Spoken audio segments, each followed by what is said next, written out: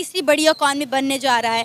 एक तरफ इंडिया है जो दिन दुगनी रात चुगनी तरक्की कर रहा है, आए दिन कोई ना कोई खबर आती है, इंडिया ने आज ये कर दिया, इंडिया ने आज वो कर दिया। एक वो खबर थी कुछ माह पहले कि हमें पता चला कि इंडिया यूके को पीछे छोड़कर दुनिया की 5वीं बड़ी इकॉनमी बन गया है। अब उनके इंडस्ट्रियल मिनिस्टर ने स्टेटमेंट दिया है कि आने वाले 4 से 5 सालों में इंडिया दुनिया के आप मुल्क में बेड़ा गर्क करते जा रहे हैं, तो कसूरवार इंडिया है। हम कितना पीछे रह गए, हम बस इंडिया को बस हम कोई फजूल बात में ही हम ना उसके पीछे पड़े रहेंगे। हाँ, इंस्पिरेशन लेने की बजाय हम बिल्कुल बेहतर कर ले, बिल्कुल सांस पे ले रहे हैं। अब इंडिया अपने मुल्क में हर चीज़ बना रहा है, असला तक बना रहा है, दवाइयाँ तक बना रहा है, कपड़ा, मोबाइल, आप देख लें ऑटोमोबाइल इंडस्ट्री, कोई चीज़ जो इंडिया में ना बन रही हो, इंडिया हर चीज़ अपने मुल्क में बना के अपने लोगों को जो है वो प्रोवाइड भी कर रहा है और बाहर के मुल्क में एक्सपोर्ट भी कर रहा है। जय हिंद दोस्तों, भारत अब ब्रिटेन के बाद बहुत ही जल्द जर्मनी को भी अर्थव्यवस्था के मामले में पीछे करने वाला है और इस चीज को लेकर भारत सरकार की तरफ से कुछ क्लियर बातें सामने आ चुकी हैं। किसी भी मुल्क की तरक्की के लिए उसकी गवर्नमेंट का अपने अवाम के साथ मुखलिस होना ज़रूरी होता है। बदकिस्मती से हमें कोई ऐसी गवर्नमेंट नहीं मिली जो अपनी अवाम के बारे में सोचे। दूसरा, फिर हमारी जो गवर्नमेंट है उसके ऊपर भी कुछ रिस्ट्रिक्शन है।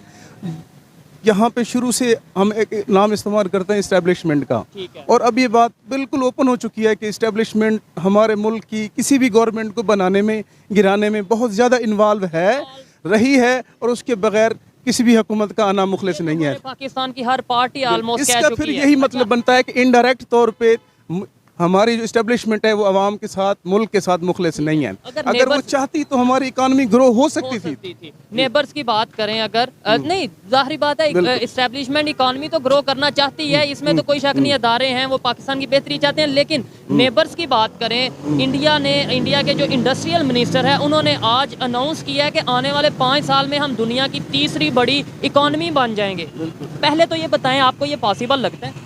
बिल्कुल, जब उनकी कमिटमेंट है और उनके साथ जो गवर्नमेंट है वो कर रही है कि हम ऐसा करना चाहते हैं, और उनके पास कोई इस्टेब्लिशमेंट या इन्फ्लुएंसिंग फैक्टर नहीं है, तो वो कर लेंगे। ऑलरेडी दुनिया की 5वीं बड़ी बिल्कुल बन चुकी। अब भारत इस साल G20 बैठक का प्रतिनिधित्व कर रहा है और भारत की अध्यक्षता में कर्नाटक के हम्पी में हो रही एक G20 मीटिंग के दौरान भारत G20 मीटिंग के अमिताभ कांत का यहाँ पर कहना था कि विभिन्न चुनौतियों से जूझ रही दुनिया को एक बार फिर से परिभाषित करने में और उसे नया आकार देने में भारत की G20 अध्यक्षता की एक बहुत ही अहम भूमिका रहेगी। भारत पूरी दुनिया में सबसे तेजी से बढ़ती हुई अर्थव्यवस्था है और भविष्य केवल और केवल भारत का ही होगा। इसके आगे उनका कहना था कि विकसित देशों की जो विकास करने की रफ्तार है वो बहुत ही तेजी से कम होती जा रही है, और ऐसे में जो भारत जैसे विकासशील देश हैं वो बहुत ही तेजी से अपना विकास कर रहे हैं और उनकी अर्थव्यवस्था बहुत ही तेजी से बढ़ रही है। इसके आगे अमिताभ कांत का कहना था कि विकसित देशों से जो संसाधन है वो विकासशील देशों में आना चाहिए, ताकि जो इसका फायदा है वो पूरी दुनिया को बहुत ही अच्छे से मिल सके। कई फॉरेन रिसर्च एजेंसियों का कहना है कि भारत बहुत ही जल्द जर्मनी को भी पीछे करके दुनिया की चौथी सबसे बड़ी अर्थव्यवस्था बन जाएगी। हालांकि भारत के लिए ये सब इतना भी आसान नहीं है, क्योंकि दुनिया भर में अभी बहुत सी रिसर्च एजेंसी और बहुत सी सरकार केवल इसी चीज का प्रयत्न कर रही हैं कि कैसे इस चीज को कंफर्म किया जा सके कि भारत की ग्रोथ को हम रोक पाएं और भारत यूरोप, अमेरिका और चाइना जैसे देशों से आगे ना बढ़ पाए। कई विदेशी संस्थान और मोडी जैसी रेटिंग एजेंसी, अब यहाँ पर मैं मोदी नहीं मोडी बोल रहा हूँ, मोडी एक अमेरिकन रेटिंग एजेंसी है जो कि दुनिया भर की जो GDP है उन पर अपनी रेटिंग देती है और ये बताती है कि जो दुनिया भर के इन्वेस्टर हैं उनको यहाँ पर पैसा इन्वेस्ट करना चाहिए या नहीं करना चाहिए। और यही जो मोडी जैसी संस्थान है वो भारत की जो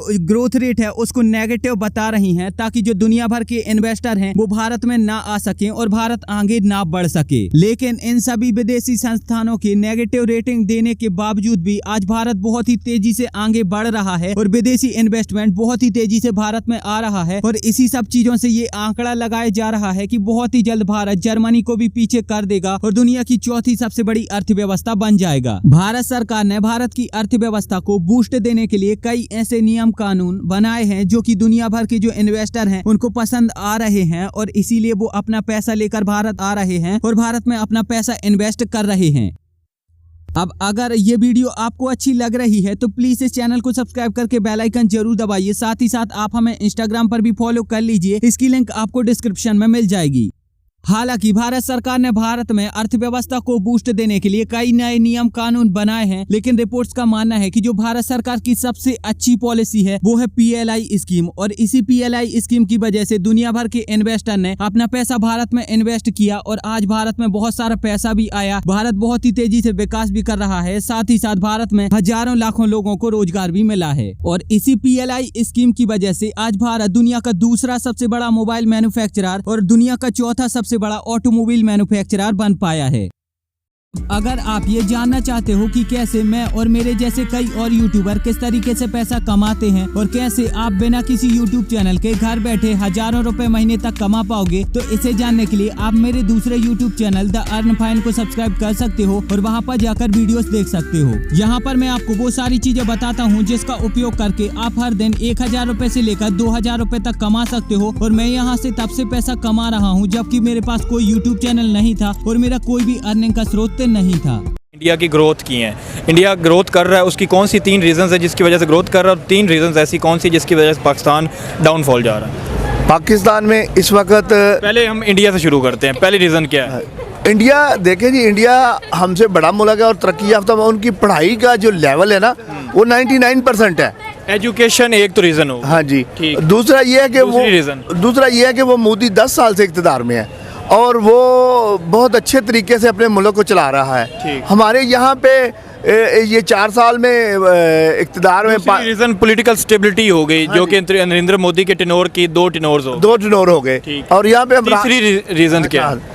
तीसरी रीज़न ये है कि उनका करप्शन उधर कम है, ज़रा कम है, हमसे ज़रा कम है। हाँ, ज़रा कम है। रीजंस होगी कि ये पहली एजुकेशन, दूसरी पॉलिटिकल स्टेबिलिटी, तीसरी करप्शन कम। अब आ जाते हैं पाकिस्तान पे। कौन सी ऐसी 3 रीजंस हैं जिसकी वजह से पाकिस्तान डाउनफॉल जा रहा है? पहली कौन सी है? करप्शन ज़्यादा है यहाँ पे, बहुत ज़्यादा। इंडिया की निस्बत मैं आपको बताता हूँ, पासपोर्ट ऑफिस ननकाना साहब उसने ऐसे 2 हाथों से लूट रहे हैं बंदों को कि मैं आपको बता ही नहीं सकता हूँ। हाँ जी, इंडिया वाकई बहुत तेज़ी से तरक्की कर रहा है। उनका हर लिहाज से, हर फील्ड में, हर सेक्टर में वो काफ़ी आगे जाते ही जा रहे हैं। असल में मीडिया भी देखा जाए, मीडिया बहुत अहम रोल प्ले करता है। तो असल हमारा जो मीडिया है मतलब एक ही चीज़ पे लगाया हुआ है, आवाम को एक ही माइंडसेट है कि बस सियासत के पीछे ही हमारी सोच को लगा दिया गया है और किसी चीज़ की तरफ हम सोच ही नहीं सकते, क्योंकि बस लोग ऐसी झड़प में है कि तुम्हारी पार्टी या मेरी पार्टी, 1-2 बंदों के पीछे ही पड़े हुए हैं। तो मतलब वो पॉइंट है जो मैं भी रेज़ करना चाह रहा था कि जो हमारे मीडिया है उन्होंने हमें, हमारी आवाम को ये बता ही नहीं रहा कि दुनिया में क्या हो रहा है, अमेरिका क्या कर रहा है, इंडिया क्या कर रहा है, बांग्लादेश कितनी तरक्की कर गया है। हमारी जो यंग जनरेशन है उसको सियासतदानों के आगे पीछे मटकाया हुआ है और हमारी जो यंग जनरेशन है उनके माइंड्स नेगेटिव करके नफरतें फैला के, ताकि ना ये ऊपर आए, ना ये हमसे सवाल करें, ना इनको पता चले कि कौन सा दूसरा मुल्क हमसे आगे जा रहा है। हम सोशल मीडिया वालों ने यही तो कदम उठाया है कि हम पाकिस्तानियों को ये बताते हैं कि भाई वो देख लो वो कहाँ पे जा रहा है, हम क्यों जा रहे हैं, पीछे जा रहे हैं, हमें क्या ऐसी चीज़ करनी चाहिए कि हम आगे जा सकते हैं। तो अभी आपको क्या लगता है कि पाकिस्तान को ऐसी क्या चीज़ करनी चाहिए कि हम भी, पहले तो मुझे ये। हालांकि अब मैं आपसे पूछना चाहता हूं कि आपके हिसाब से वो कौन सी भारत सरकार की पॉलिसी है जिसकी वजह से भारत इतनी तेजी से विकास कर रहा है, तो आप मुझे नीचे कमेंट में जरूर बताइए। साथ ही साथ अगर आपको ये वीडियो अच्छी लगी है तो प्लीज इस चैनल को सब्सक्राइब करके बेल आइकन जरूर दबा लीजिए। मिलेंगे एक नई वीडियो में। जय हिंद, वंदे मातरम।